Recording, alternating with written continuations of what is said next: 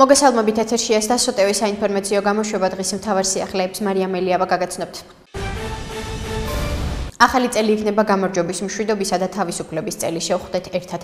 ასე ეხმაურება საქართველოს პრეზიდენტი სალომე ზურაბიშვილი Facebook-ზე დაანონსებულ საახალწლო პროტესტთან დაკავშირებულ აქტივობას. სოციალურ ქსელში მოქალაქეების ორგანიზებით 31 დეკემბერს 23 საათზე ახალი წლის ჯადოსნური საპროტესტო ღამეს იგეგმება.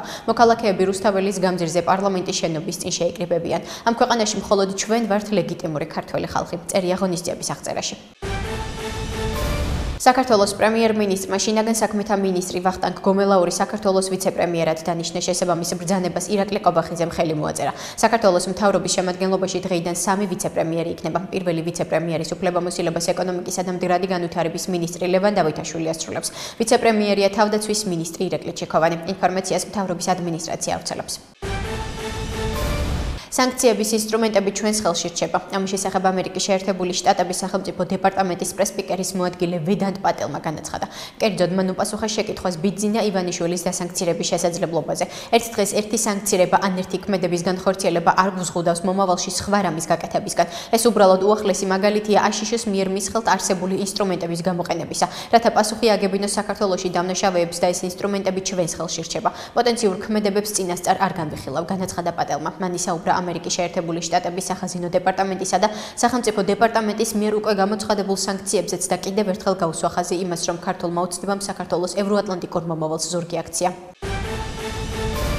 სანქციები ზემოთაც წავა და ქვემოთაც ეს ბოლო არ არის, ეს მხოლოდ დასაწყისია. ამ ადამიანებს არა მარტო საერთაშორისო, არამედ ქართულ ბანკებშიც ანგარიშის გახსნის პრობლემა იქნებათ. სისტემა ჩამოიშლება და ჩამოირღვევა. ამის შესახებ ერთიანობა ნაციონალური მოძრაობის ერთ-ერთმა ლიდერმა გიორგი ვაშაძემ პალიტრანიუსის გადაცემაში თავისუფალი სტუდია პირდაპირ ჩართვისას განაცხადა, რითაც ამერიკის შეერთებული შტატების სახაზინო დეპარტამენტის მიერ ვახტანგ გომელაურისა და მირზა კეზევაძის წინააღმდეგ სანქციების დაწესებას გამოეხმაურა.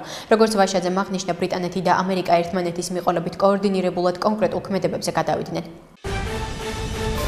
ამერიკის შეერთებული შტატების სახელმწიფო დეპარტამენტი ქართველი სამართალდამცავების მუნიციპალური ხელისუფლების წარმომადგენლებისა და მათი ოჯახის წევრების წინააღმდეგ სავიზო შეზღუდვებს აწესებს. ამის შესახებ განცხადებას ამერიკის შეერთებული შტატების სახელმწიფო დეპარტამენტი ავრცელებს. დღევანდელი ქმედება ეფუძნება გასულ კვირას გამოცხადებულ სავიზო ქმედებებს. აფართოებს სექტემბერში ამერიკის შეერთებული შტატების მიერ ქართველი ოფიციალური პირების წინააღმდეგ შემოღებულ სანქციებს და გაერთიანებული სამეფოს დღევანდელ ქმედებებს და რამდენიმე სხვა ევროპული ქვეყნის მიერ ბოლო დღეებში გაკეთებულ ქმედებებს ავსებს. შეერთებული შტატები მკაცრად გმობს საქართველოს ოფიციალური პირების მიმდინარე სასტიკ და გაუმართლებელ ძალადობას საქართველოს მოქალაქეების, მათ შორის მშვიდობიანი დემონსტრანტების, მედიის წარმომადგენლების, უფლებადამცველებისა და ოპოზიციური ფიგურების წინააღმდეგ. მივესალმები, რომ შეერთებულმა შტატებმა და გაერთიანებულმა სამეფომ სანქციები შემოიღო საქართველოს სამთავრობო ოფიციალური პირების წინააღმდეგ ადამიანის უფლებების სერიოზული დარღვევებისთვის. ამის შესახებ ესტონეთის საგარეო საქმეთა მინისტრი მარგუს ცაკნა სოციალურ ქსელში წერს. იმედი მაქვს, რომ ევროკავშირი კონკრეტულ ნაბიჯებს გადადგამს, რათა პასუხი აგებინოს მათ, ვინც ძირს უთხრის საქართველოში დემოკრატიას. სოლიდარულები ვართ ქართველ ხალხთან, წერს ესტონეთის საგარეო საქმეთა მინისტრი მარგუს ცაკნა. დღეს საქართველოს ევროკავშირში გაწევრიანება შეჩერებულია და ევროკავშირის საქართველოს ურთიერთობები ყველაზე დაბალ წერტილზეა, ვიდრე ოდესმე ყოფილა. არ მინდა ამ ნეგატიური განწყობით დასრულება და მინდა გამოთქვა იმედი, რომ საქართველო დემოკრატიულ ტრაექტორიას დაუბრუნდება და ევროკავშირში გაწევრიანება განახდება. განაცხადა საქართველოში ევროკავშირის ელჩმა პაվել ჰერჩინსკიმ შეხვედრაზე მისულ მედიასთან. ელჩმა საუბრისას იმედი გამოთქვა, რომ დაშავებული ჟურნალისტები მალე გამიჯანმრთელდებიან და მსგავსი ამაზრზენი თავდასხმები აღარ განმეორდება.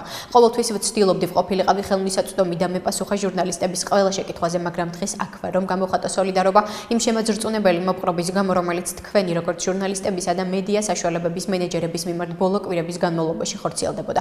ვერასდროს წარმოვიდგენდი, რომ საქართველოსთვის კანდიდატის სტატუსის მინიჭების 1 წლის თავზე მედიის მიმართ ასეთი სასტიკი მოპყრობისთვის მხელველები ვიქნებოდით, განაცხადა ჰერჩინსკი. უთხარით, რომ საშიშია ჩვენს ქვეყანაში ჟურნალისტის საქმიანობა, რომ არ ვიცით დილით, რომ გავალთ საღამოს დავბრუნდებით თუ არა ჯანმრთელი და ცოცხალი და ახლა არის არა შეშფოთების ან აღშფოთების დრო, არამედ კონკრეტული რეაგირების დრო. ამის შესახებ TV პირველის ჟურნალისტმა მაკა ჩიხლაძემ ევროპის საბჭოს დელეგაციასთან შეხვედრის შემდეგ განაცხადა. ჩიხლაძის თქმით, ისიც და გურამ როგავად სიკვდილს შემთხვევით არიან გადარჩენილები. არ არის გამორიცხული ისე, როგორც რუსეთში მოკლული ჟურნალისტების ფოტოებს ვხედავთ და მე აღშფოთებულ მსოფლიოს ასე იყოს საქართველოშიც. მე და გურამი მხოლოდ ორი მაგალითი, რომ თქვა შემთხვევით ვართ სიკვდილს გადარჩენილები და ამას მე არ ვამბობ, ამას ამბობენ ექიმები და სპეციალისტები, განაცხადა მაკა ჩიხლაძემ. მოსახლეობისა და სასოფლო-სამეურნეო აღწერის ვადები გახანგრძლივდა. როგორც სტატისტიკის ეროვნული სამსახურის ხელმძღვანელმა გოგიტა თოდრაძემ ბრიფინგზე აღნიშნა, პროცესი მიმდინარე თვის ბოლომდე გაგრძელდება. დღის მდგომარეობით აღწერის ფარგლებში გამოკითხულია 3 მილიონზე მეტი მოქალაქე, თუმცა პროცესი აქტიურად მიმდინარეობს დღესაც, რომლის დასრულებასაც კიდევ სჭირდება რამდენიმე დღე. აქედან გამომდინარე მივიღეთ გადაწყვეტილება პროცესის მიმდინარე თვის ბოლომდე გახანგრძლივებასთან დაკავშირებით. ასევე პარალელურად გვინდა ავამოქმედოთ თვითრეგისტრაციის კითხვარი, რომლებიც მოქალაქეებს დამოუკიდებლად ელექტრონული კითხვარის შევსების შესაძლებლობას მისცემს. განაცხადა გოგიტა თოდრაძე. აფხაზეთის მთავრობის ხელშეწყობით აფხაზეთიდან დევნილი მეწარმეებისთვის გარდაბნის, წყალტუბოსა და სენეკის მუნიციპალიტეტებში სასათბურე მეურნეობები მოეწყო. ამის შესახებ ინფორმაციას აფხაზეთის ავტონომიური რესპუბლიკის მთავრობა ავრცელებს. პროცესი აფხაზეთის ავტონომიური რესპუბლიკის იძულებით გადაადგილებულ პირთა მინისტრმა სამინისტროს წარმომადგენლებთან ერთად პირადად მოინახულა.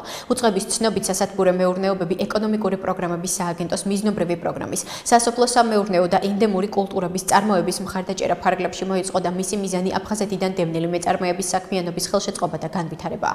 ჩვენ აუცილებლად დაუბრუნდებით აფხაზეთში და ძლიერი ერთიანი საქართველო აფხაზებთან ერთად უნდა შევქმნათ. იმისთვის რომ ეს მოხერხდეს, ბევრი უნდა ვიშრომოთ და მჯერა რომ მსგავსი ტიპის პროექტი თავის წვლილს შეიტანს ამ დიდ საქმეში. განაცხადა დავით ფაცაცია. ახლა კი გაგაცნობთ უცხოეთის სიახლეებს. ნატო აგრძელებს მზადებას რუსეთთან შეიარაღებული კონფლიქტისთვის და თავდაცვის სფეროში დაგეგმვის პროცესში ალიანსის აგრესიული ქცევის გათვალისწინება ხდება.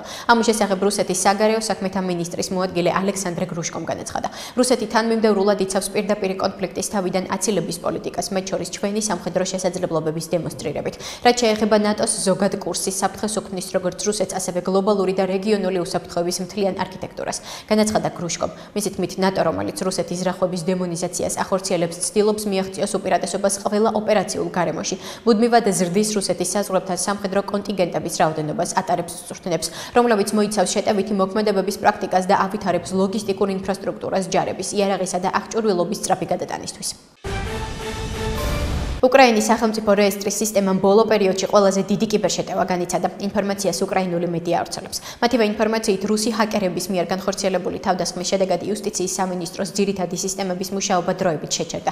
ჰაკერებმა განაცხადეს, რომ მათ გაანადგურეს ყველა მონაცემი, რომელზეც წნომა ჰქონდათ, მათ შორის სარეზერვო ასლების სერვერებზე პოლონეთში. უკრაინის ვიცე-პრემიერ, იუსტიციის მინისტრ ოლგა სტეფანიშინას განცხადებით, კიბერშეტევამ გამოიწვია უკრაინის იუსტიციის სამინისტროს დაქვემდებარებაში არსებული ერთიანი და სახელმწიფო რეესტრის მუშაობა დროებითი შეწყვეტა. დადგინდა, რომ თავდასხმა რუსი ჰაკერების მიერ იყო ორგანიზებული, რომლების მიზანი ძირითადი სამთავრობო სერვისების ფუნქციონირების მოშლა იყო. სტეფანიშინას ინფორმაციით სისტემის აღსადგენად მუშაობა მიმდინარეობს. დრონების კოალიციის და საზღვაო კოალიციის ქვეყნები რამშტაინის ფორმატის ფარგლებში იანვრიდან უკრაინისთვის დიდი რაოდენობით სხვადასხვა ტიპის დრონის მიწოდებას დაიწყებენ. უკრაინული მედიის ცნობით ამის შესახებ გაერთიანებული სამეფოს თავდაცვის მინისტრის მოადგილე ლუკ პოლარტმა განაცხადა. მისი თქმით, საუბარია 10,000-ობით დრონზე. შემიძლია დავადასტურო, რომ მნიშვნელოვანი ცვლილებაა მოსალოდნელი იანვარში. ჩვენ დავიწყებთ 10,000-ობით დრონის მიწოდებას საზღვაო და დრონების კოალიციების მეშვეობით, რომლებსაც ხელმძღვანელობს გაერთიანებული სამეფო პარტნიორებთან, ნორვეგიასთან და ლატვიასთან ერთად, განაცხადა პოლარტმა. მინისტრის მოადგილემ აღნიშნულ საკითხთან დაკავშირებით დამატებით დეტალებზე არ ისაუბრა.